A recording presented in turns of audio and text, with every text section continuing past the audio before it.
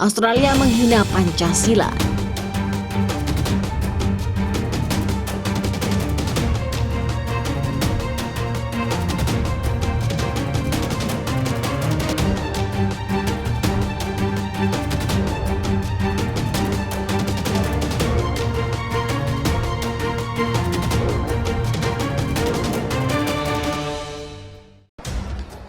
Terlalu menyakitkan sehingga tidak perlu saya jelaskan di sini.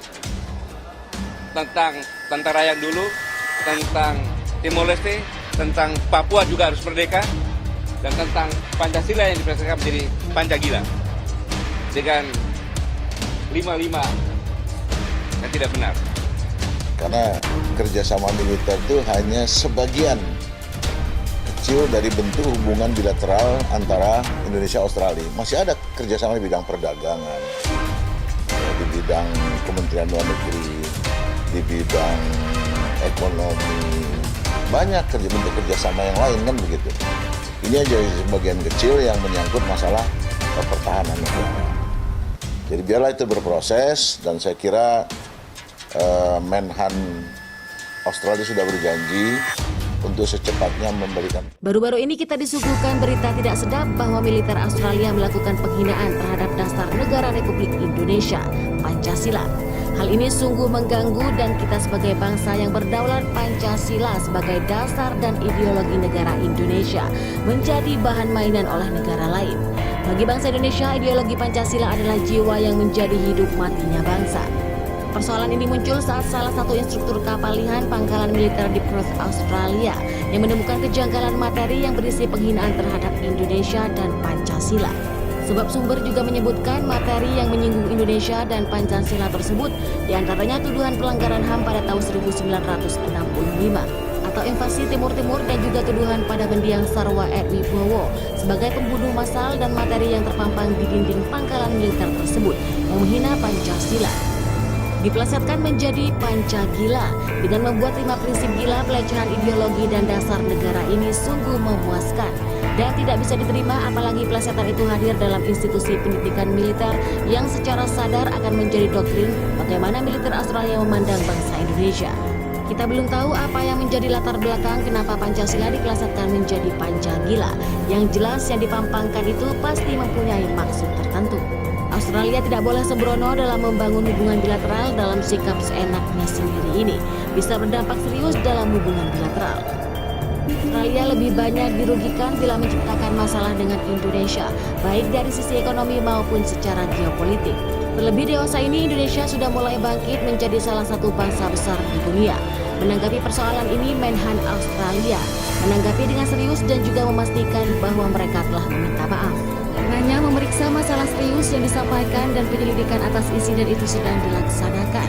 Menyaksikan penghinaan Pancasila ini, TNI langsung mengambil sikap memutus sementara hubungan kerjasama dengan militer Australia. Pancasila adalah doktrin yang dibawa sampai mati. Pancasila juga harus ditegakkan di setiap sendi nafas dan juga gerak langkah.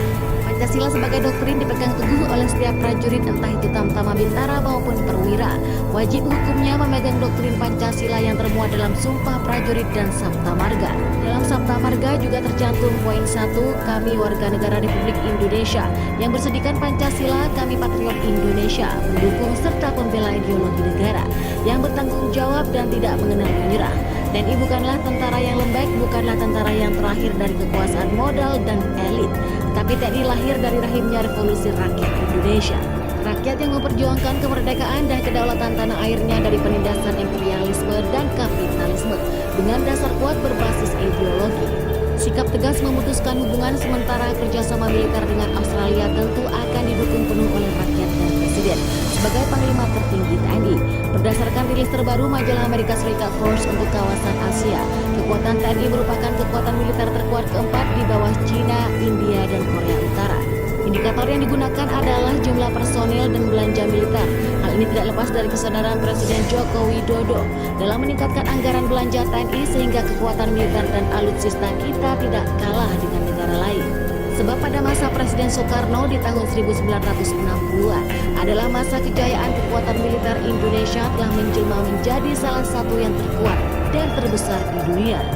Kebulatan tekad ini tak terlepas dari perbuatan Belanda yang masih menduduki Irian Barat atau Papua dan menjadikannya negara boneka melihat kekuatan militer dan rakyat yang rela berkorban demi tegaknya berdirinya kemerdekaan dan kesatuan tanah air.